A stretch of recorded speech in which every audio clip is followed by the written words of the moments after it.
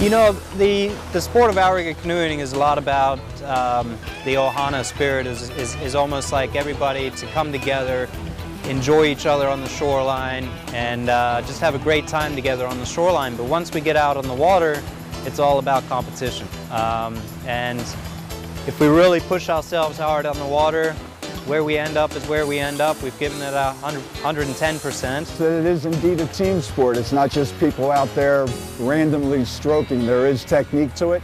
It's technique that no matter how long somebody's been paddling, they're always practicing. It's something like a golf swing, where golfers are always talking about their swing, paddlers are always talking about the stroke.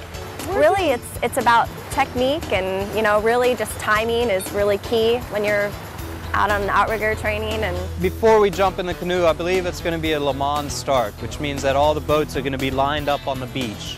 The crews are going to be set back from the boat.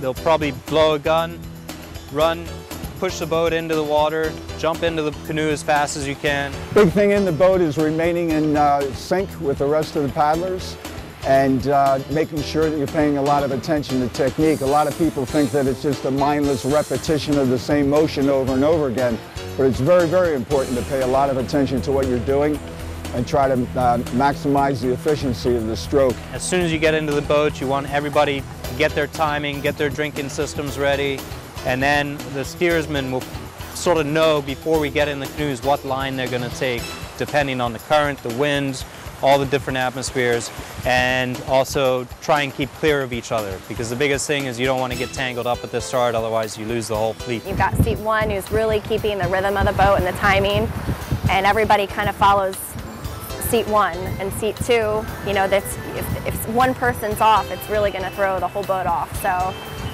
seat 3, they keep timing and call everything out and call the huts, and a hut is when you know when to change sides, and it's just, every seat. And then you have your engine, which we call seat 4 and 5. They're really the strong people in the boat, really keep everybody on board. Change out is it's one of the most important things. You can gain so much and lose so much on a change out. Yeah, they're necessary on long races though. Yeah, This race in particular in Fort Myers will have that. If you've got some guys that don't jump out in time, or they forget their paddle or anything like that, that can kill you. So you always want to make sure that you're training, you're practicing the change outs before the event. If you get to the event, you know exactly what each person has to do. It has to be very clear on who's changing out on each leg, so that there's no mistake at all. And so the biggest thing is to make sure everybody's very clear on what their jobs are for each change out. Well, I think there's a certain beauty in it. The boats themselves, I think, are absolutely gorgeous. Just seeing them go across the water, seeing the paddlers in them, there's an excitement about that, an aesthetic about it that I think is tremendously exciting. The great thing about the sport is once you come in, typically you have a big meal afterwards, everybody has a couple drinks and some great food, and you really get to enjoy each other.